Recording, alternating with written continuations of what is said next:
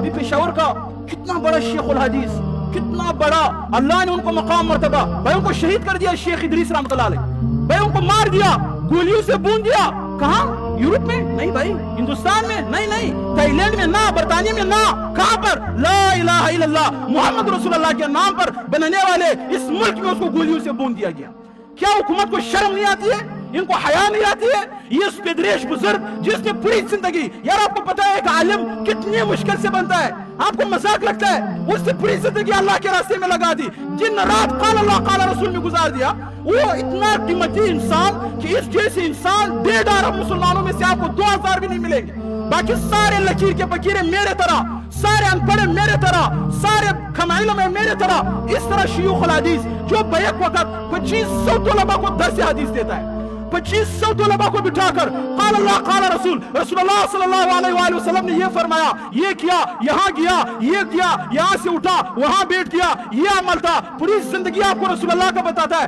एक शेखुल हदीस, इसका इतना बड़ा नुकसान हुआ, इस जैसा शेख बनने में इस मुल्क को 50 साल से भी ज्यादा लगे।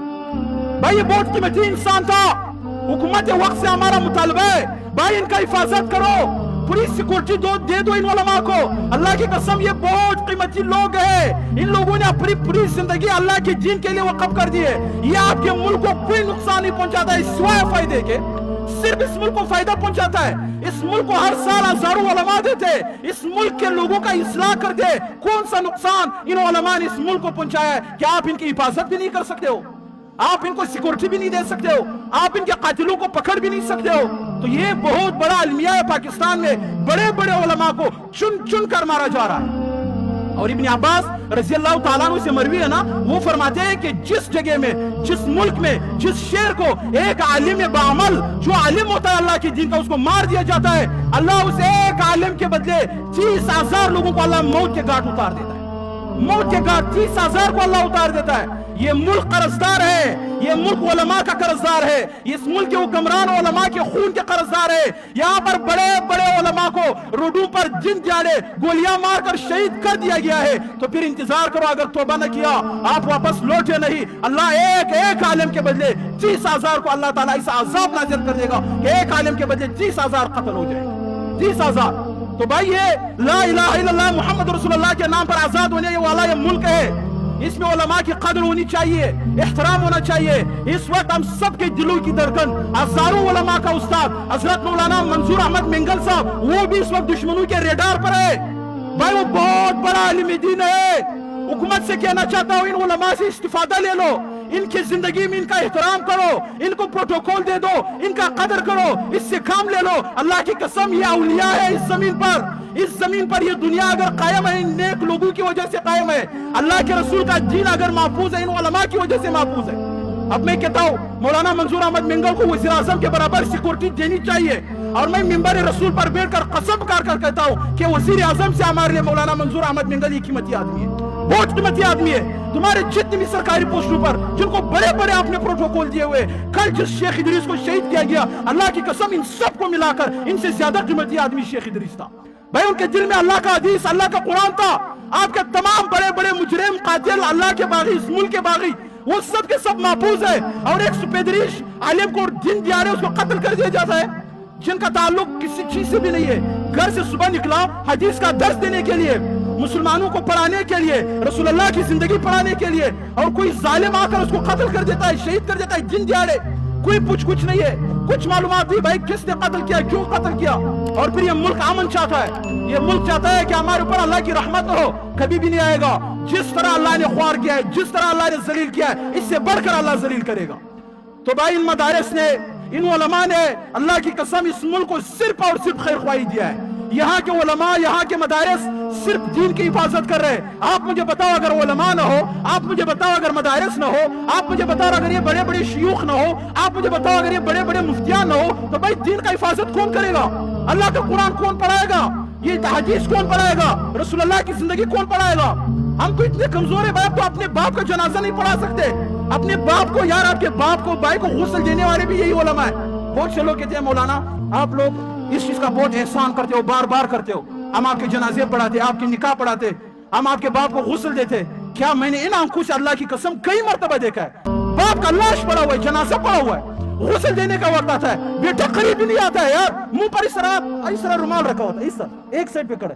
یار بدبخت یار, یہ تو آپ کا باپ تھا, اس نے تو آپ کے لیے خون بہایا, پسینہ بہایا, اس نے تو آپ کو پیدا کیا, اس نے آپ کو سینے سے لگایا, اس نے آپ کو چلنا سکھایا, بولنا سکھایا. آج اس کا یہ اتنا حق نہیں ہے کہ آپ جا کر اس کو غسل دے دیں. ہاں یہ احسان ہم کر رہے ہیں آپ لوگوں کے اوپر. کیوں نہیں دیتے ہو بھائی؟ خود کیوں غسل نہیں دیتے ہو اپنے باپ؟ جنازہ خود کیوں نہیں پڑھاتے ہو؟ یہ علماء کی ذمہ داری تو نہیں ہے؟ کسی کتاب میں یہ بات نہیں ہے, نہ قرآن میں, نہ حدیث میں, نہ فقہ کی کتابوں میں, کہ مردے کو غسل مولوی ہی دے گا اور کوئی نہیں دے سکتا ہے. آپ کے باپ کا جنازہ مولوی پڑھائے گا, کوئی اور نہیں. بھائی خود پڑھاؤ. آپ کے اندر اتنا اہلیت نہیں ہے, آپ کے اندر دین کا اتنا بھی جگہ نہیں ہے, آپ کو اللہ نے اتنا بھی دین نہیں دیا ہے کہ آپ آ کر اپنے باپ کا, اپنی ماں کا جنازہ پڑھا لے. تو یہ علماء کا وجود اس ملک میں, علماء کا وجود اس زمین پر, یہ کیا اللہ تعالیٰ کی بہت بڑی نعمت نہیں ہے؟ آپ علماء سے اپنے ہزاروں مسائل معلوم کرتے ہو, روزانہ مسائل معلوم کرتے ہو. ہمارا جس بھی افسر سے کام پڑا ہے, جس وکیل سے کام پڑا ہے, جس سرکاری, اللہ ہر وقت انہوں نے ہماری تحقیر کی ہے, کبھی بھی ہمیں ٹائم پر جواب نہیں دیا, ہمارا کام نہیں کیا. مگر ایک مفتی جاتا ہے, بازار میں جا رہا ہے, روڈ پر جا رہا ہے, مجھے پیچھے سے کتنے لوگوں نے آوازیں دی, مفتی صاحب بات سنو, اپنی دکان میں بیٹھا ہوا ہے, بات سنو. جی بھائی کیا مسئلہ ہے؟ وہ ایک مسئلہ آپ سے پوچھنا تھا. کیا اس کا یہ حق نہیں بنتا کہ وہ میرے پاس آ کر مجھ سے مسئلہ پوچھے؟ وہ پیچھے سے مجھے کیوں آواز دے رہا ہے؟ یار میں اتنا فری ہوں, اتنا سستا ہوں کہ کوئی مجھے روڈ پر دور سے آواز دے رہا ہے, مولانا احسان بھی اسی کا ہے. احسان کس کا ہے؟ پوچھنے والے کا ہے کہ بھائی آپ تو فارغ تھے, روڈ پر جا رہے تھے, آپ روڈ ناپ رہے تھے, ہم نے احسان آپ کے اوپر کیا کہ آپ کو بلایا اور آپ سے ہم نے یہ مسئلہ معلوم کیا. علماء اتنے سستے ہو چکے, اتنے سستے ہو چکے کہ علماء سے بڑھ کر سستا چیز آپ کو کوئی بھی یہاں پر نہیں ملے. اب یہ شیخ ادریس کو شہید کر دیا گیا, آپ مجھے بتاؤ اس پر کیا ایکشن ہوگا؟ 10 دن 1 مہینہ اس پر کوئی باتیں ہوگی, قاتلوں کو پکڑ رہے, وہاں چھاپا مارا, اس کا تعلق وہاں سے تھا, یہاں سے تھا, یہ ہوا وہ ہوا, اور باغ فائلوں میں جا کر غائب ہو جائے, کوئی اس کا آتا پتہ نہیں چلے. کیا یہ نہیں ہونا چاہیے کہ پورے ملک کو, سیکورٹی اداروں کو حرکت میں آنا چاہیے, ہر کام چھوڑ کر ہم ان علماء کے قاتل کو گرفتار کریں؟ یہ بے ضرر انسان جو صرف اللہ کا ولی ہے, جو صرف اللہ کے دین کا خدمت کر رہا ہے, اور دن دیہڑے کوئی چرسی, کوئی بنگی, کوئی بے دین آ کر اس کو شہید کر دیتا ہے, گولیوں سے بون دیتا ہے.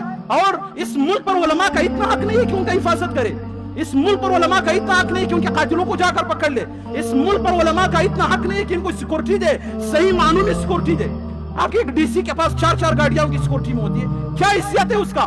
کیا ہے وہ؟ صرف دنیا کے حوالے سے اس نے مقام مرتبہ حاصل کیا, انگریزی تعلیم حاصل کیا ہے, مانتا ہوں اس کی خدمات ہے اس ملک کے لیے, لیکن علماء کے سامنے, علماء کی خدمات کے سامنے ان کا خدمت کچھ بھی نہیں ہے, 0/0 ہے. اگر ایک ڈی سی کو آپ اتنا مقام دے رہے ہو تو یہ شیخ الحدیث تو 100 ڈی سیوں سے بڑھ کر ہے, اللہ کے ہاں بھی بڑھ کر ہے اور مسلمانوں کے ہاں بھی بڑھ کر ہے, تو آپ کیوں ان کو پھر سیکورٹی نہیں دیتے ہو؟ تو میرے بھائیو, یہ بہت بڑا المیہ ہے, بہت بڑی پریشانی کی باتیں ہیں. اللہ تعالیٰ سے دعا ہے کہ اللہ تعالیٰ ہماری ان علماء کو اپنی حفاظت میں رکھے, اللہ ہمارے علماء کی حفاظت کرے. باقی یہ ایک شیخ الحدیث گیا, یہ بہت محنت سے بنا تھا بھائی, بہت محنتیں انہوں نے کی تھی, ہزاروں حدیثیں اس کے سینے میں تھی, قرآن اس کے سینے میں تھا, ہزاروں 2500 طلباء کو بیک وقت وہ حدیث کا درس دے رہا تھا, 2500 طلباء کو, 2500 طلباء کا وہ رہنمائی کر رہا تھا. وہ 2500 طلباء معاشرے میں نکلتے, لاکھوں لوگوں کا پھر وہ رہنمائی کرتے, تو کتنا بڑا اثاثہ تھا یہ عالم دین, مگر اس کو ایسا مار دیا جیسے ایک عام بندے کو مار دیا جاتا ہے. تو حکومت وقت سے ہمارا مطالبہ ہے بھائی, ہم صرف بولنے کے سوا, احتجاج ریکارڈ کروانے کے سوا ہم کچھ بھی نہیں کر سکتے, ہم کچھ بھی نہیں کر سکتے. تو اللہ تعالیٰ ہمارے ان علماء کی حفاظت فرمائے. اور دوسری بات